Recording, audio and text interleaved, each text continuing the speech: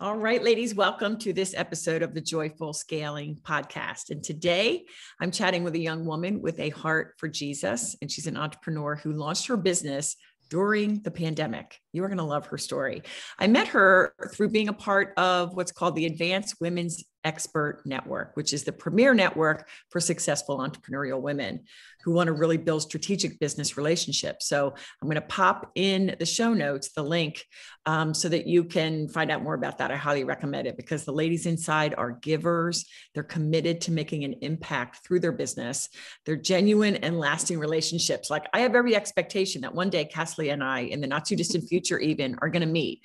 So inside the Advance is where I met this beautiful woman I'm introducing you to today. Her name is Cassie Herwald. She is a certified sommelier, wine expert, and blogger. She's the owner of By the Stem Tastings, where she provides corporate virtual wine tastings. How fun is that? And her clientele includes the likes of Google, Snapchat, and Oracle. Okay. She also has a wine subscription service called By the Stem Wine Club, and she has her own private label, Cassie Wine. Her passion is to make wine fun and less intimidating while bringing people together. She's been featured in Oprah Daily, HuffPost, the LA Times, and various wine industry publications. Let's welcome Cassie to the show.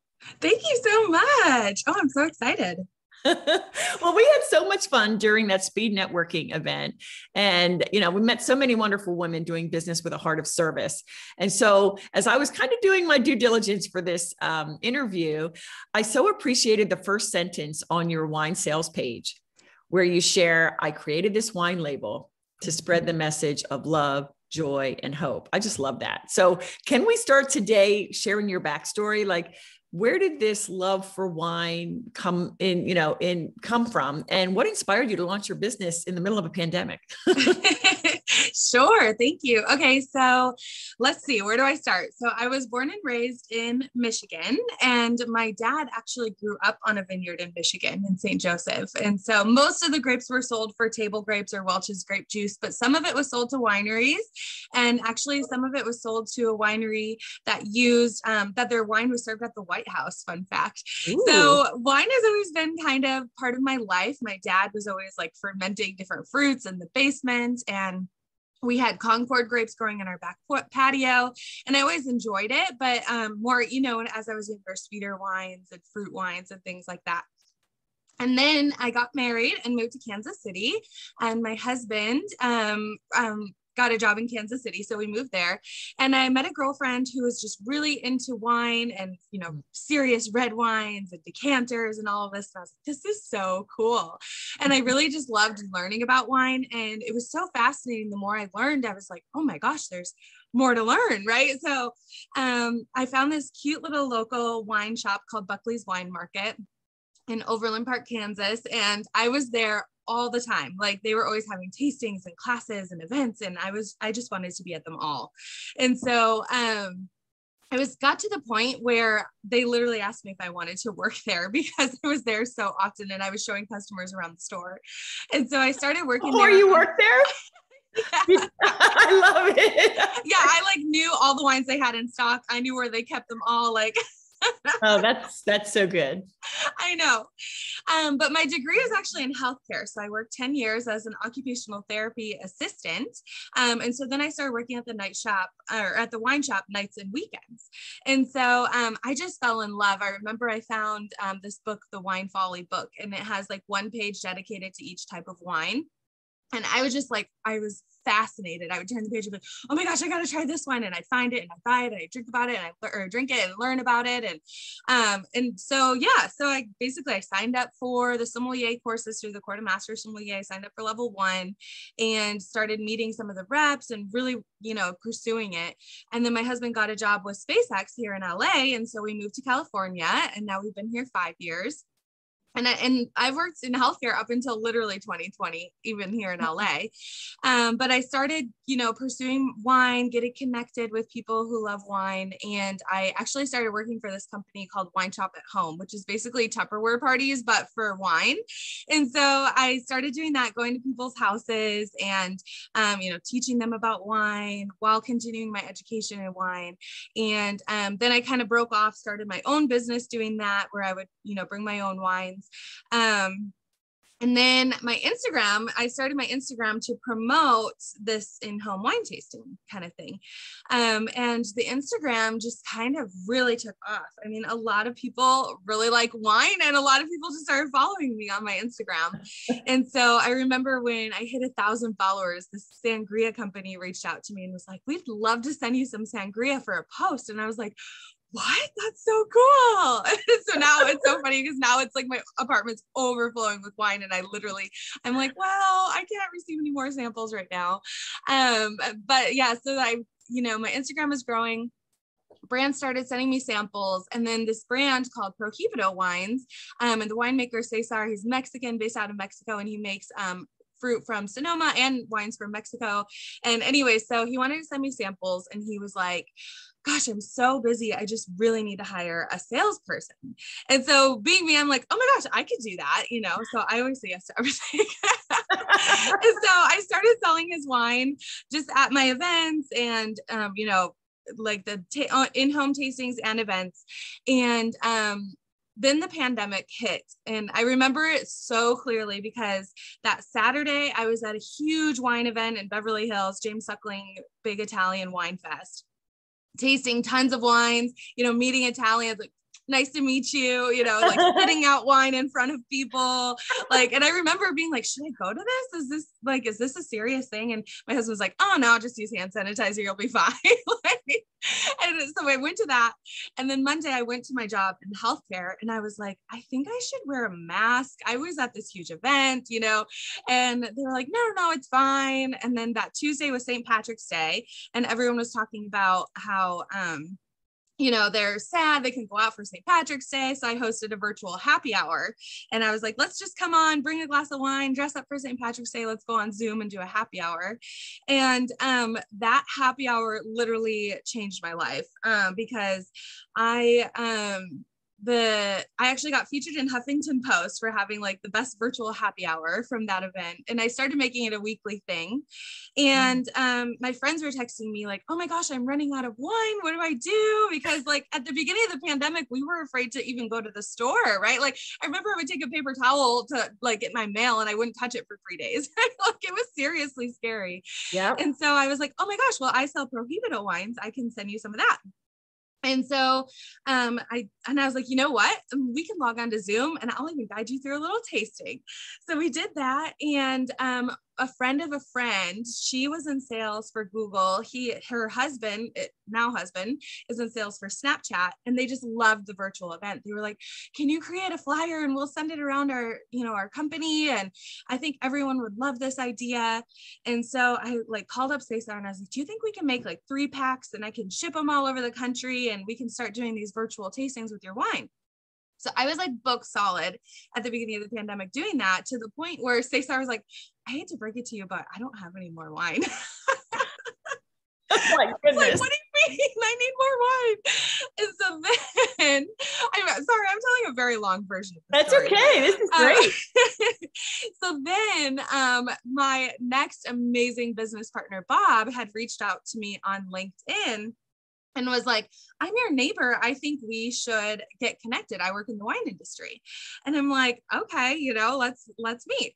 And so it turns out he has this huge distribution company and this amazing portfolio of like small producers and sustainably farmed wines and grapes and producers that you're not going to find in the stores, and just really awesome. And so I started doing his wines for my virtuals. And then, long story short, I started my wine club through his portfolio as well, which was actually his idea. But yeah, and then also through the pandemic, Keslia Wine was born too, because I was studying at the Napa Valley Wine Academy and I was going up there for my exams. And I went up there for an exam and I met up with Cesar and his friend, Peter, and Peter actually has his own label called Kukri Wines.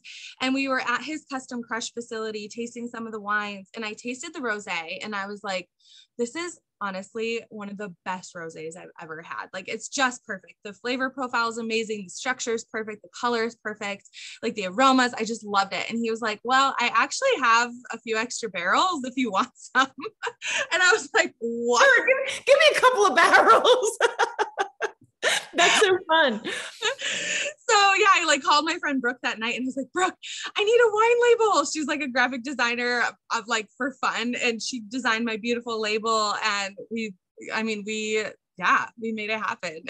Wow. That is so good. Thank you. I'm looking at myself in the mirror and I'm thinking I have lipstick on my teeth. I'm notorious for lipstick on my teeth. Okay. So wait, I want to break down some of that goodness that you just poured out to us. Okay. First thing, I love how one thing you said, it's kind of like walking a fine line. You said, look, I said yes. And then you said, I say yes to everything.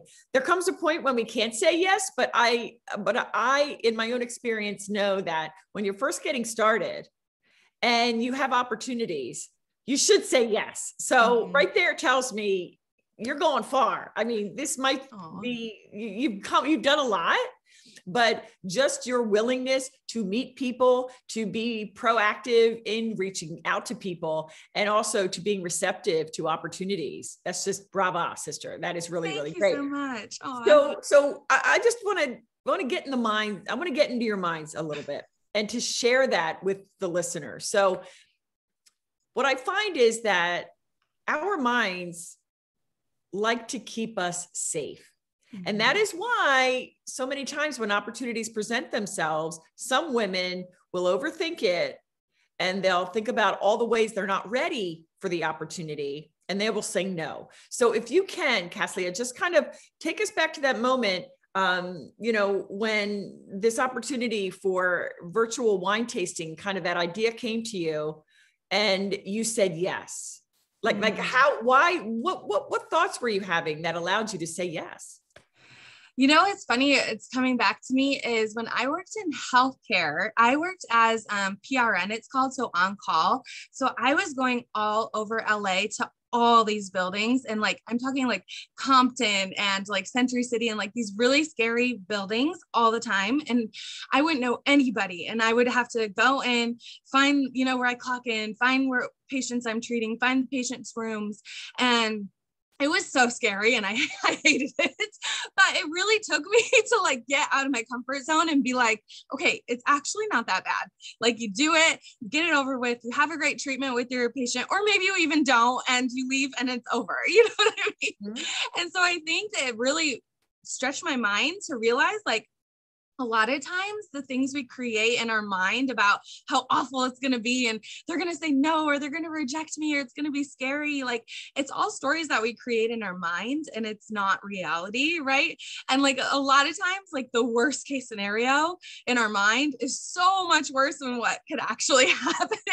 Yeah. And so I think I just learned, you know what, let's do it and see what happens. And, worst case, somebody says, oh my God, that was no fun. And then it's not my calling and I do something else, Yeah, I love it. So it's like, look, I feel called to do this. This opportunity is in front of me. It may never come again. I'm just going to say yes and roll with it. And I can tell you, from being an entrepreneur since 2003 in various forms, and also being an attorney, the thing is, you can jump, ladies, without knowing all the answers. And as Christians, like, that's the faith walk.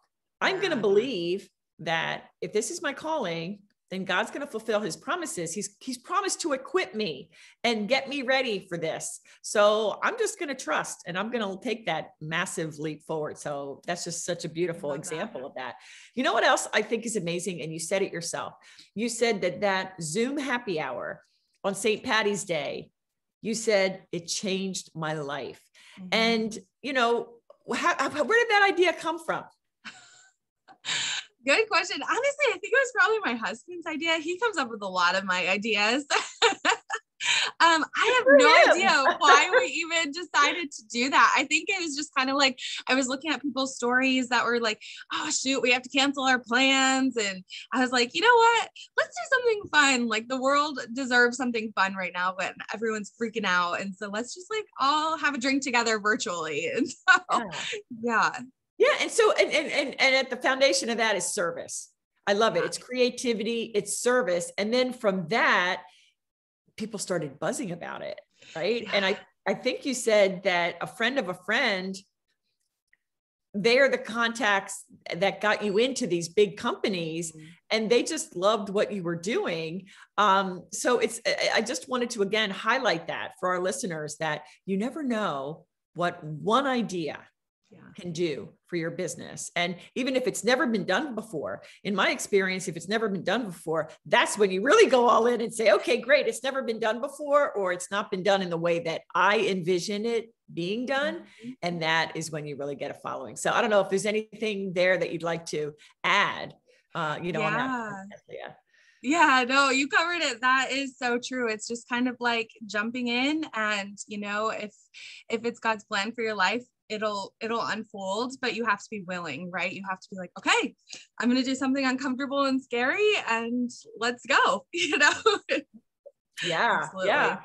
Yeah. This is so good. Okay. So you take your education where, the wine is concerned very seriously. I know before we hopped on here, you had said you are now at the highest level of master certification, or whatever you call it. And so I'm just curious. So in a virtual wine tasting, what kinds of things will you be teaching us? Or like what things, as we are out there consuming our wine, as we do, kind of what makes one wine better than another? Yeah. So I always teach I call it how to sip like a sommelier, the 7 S's of wine tasting. Ooh. And so I kind of walk through like the proper way to taste wine and the certain steps you should follow, because it really does enhance the whole wine tasting experience. But I keep it, I can get super nerdy if I can tell like whoever I'm teaching with, if they're like, oh, they really want to get into like, oak treatment and yeast strains, and like, or if I'm like, okay, they just want to talk about the fruit notes, so, but yeah, I teach about that. And then I usually just dive into whatever wines we're tasting and teach about those and walking them through how to taste them. But yeah, that's kind of how my virtual tastings work. I forget what your question was. Yeah, no. Like what, maybe the top couple of tips that, when we're in the store, like, how do we know? And maybe not in the store, but once we get it home, what makes one wine better than another? Like, can you give us a couple of tips? Yeah. So I always say, the smaller production, the better. So if it's a wine that you see literally everywhere, like every store you go to has that wine, 7-Eleven has that wine, everywhere has it, then it's not the winemaker's baby anymore, right? It's just kind of, they're pumping out wines for their money-making wine, So, and I'm not saying that they're bad. Like there's a lot of high production wines that I love, but on kind of a general rule, if you shop, go to a specialty wine store, because then you're not only supporting a small business on the store, but then also a small business on the wines too.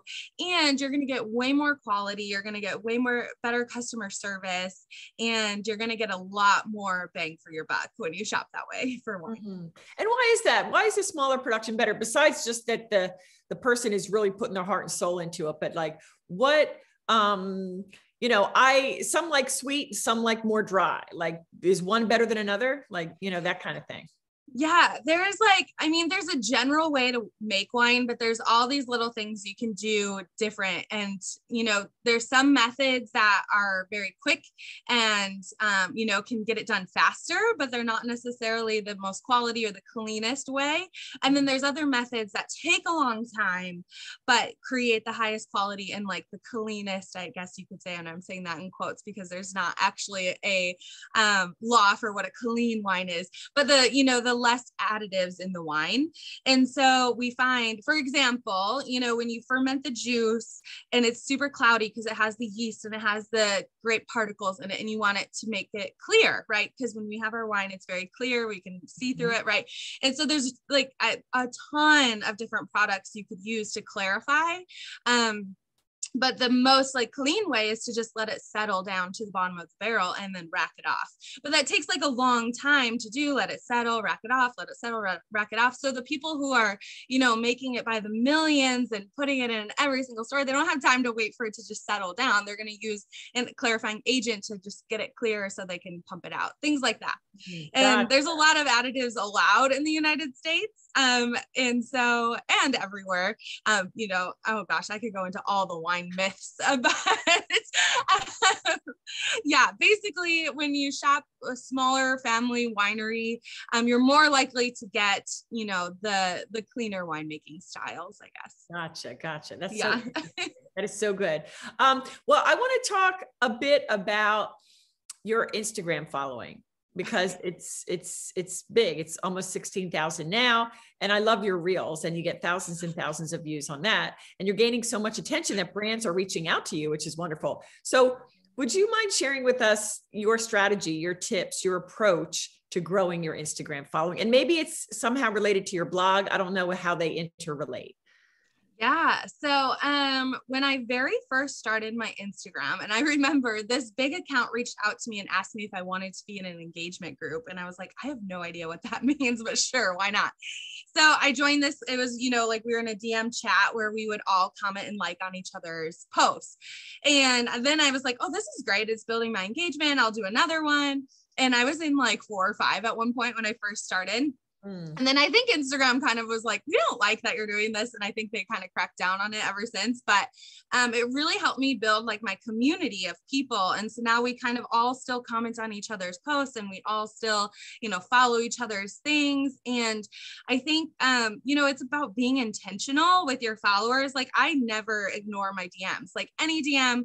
I'm always, and if you're listening to this and I did ignore you, I promise you wasn't on purpose, but I try to respond to every single DM, because you never know who's messaging you and what they're, like it might come across as just like a, hey, what's up, but they might be some big brand manager, it's, or their personal account or whatever, you never know. And I think it's just, being intentional with my followers and, being kind. I think that's huge. Like, I think you see a lot of like influencers who think they're like celebrities and that they're too good for people or whatever. And that's not what it's about, right? And the whole purpose of my page is to create a resource for people to find, to learn about wine and to make it more accessible. And so I'm constantly providing free resources for people. And I'm always thinking of, okay, if I were following me, what would I want to see? And yeah, people follow me because they like me or they like to see what I'm up to. But like at the end of the day, they follow me because they want to learn more about wine and they love wine. And so I'm always keeping that kind of at the forefront and making sure I'm providing valuable content. So that's kind of how, that's my growth strategy. So good. And it's right there. And I think sometimes we overthink it. Oh, I hear this all the time from ladies, both my clients and those that are following me and maybe in my Facebook group, they're like, I don't know what to talk about. I'm like, are you kidding? Just get your mind, as if you were your ideal client. What questions do they have? What do they want to know? Don't overthink it. It's quite easy. It's everything you know. So that's so good. All right. Our time is quickly leaving here. And I want to make sure that we tell the ladies about an amazing, fun virtual event coming up for Galentine's. Yes. Okay.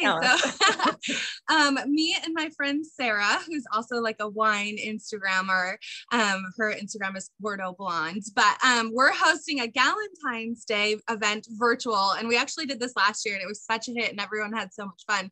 So we decided to do it again. And it's going to be on February 10th on Zoom at 5:00. I'm sure when this episode comes out, tickets will be on sale, but they're not on sale yet, but they're going to be $15 for a ticket.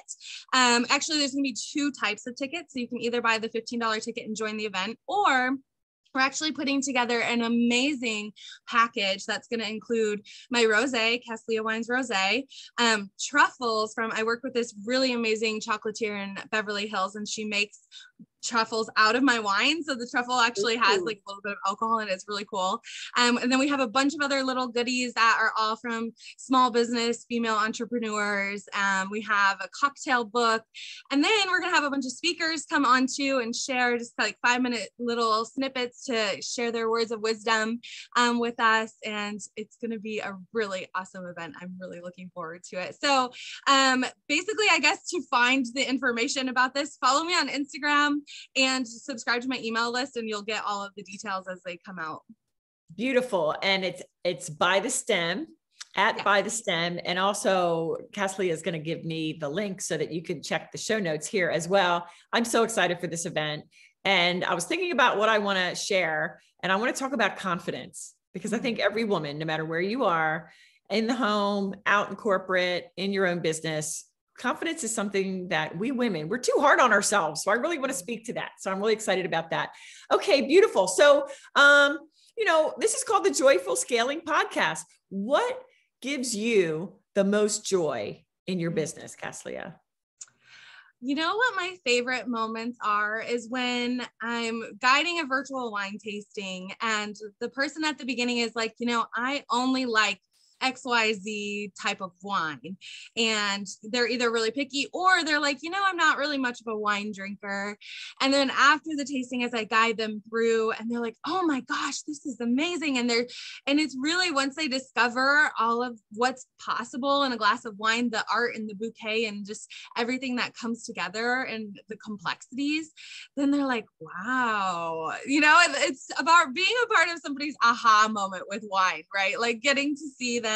And I remember mine so clearly when it like clicked and I'm like, oh my gosh, it does smell like a campfire, and I think being a part of people's aha moments is really what brings me the most joy. That is such a beautiful way to put it. Being, seeing the light bulb go off in our clients' minds and seeing their excitement through our work. That is a beautiful thing. Well, Kathleen, thank you so much for joining me here today. This is so good. And I can't wait to join you at Valentine's Day.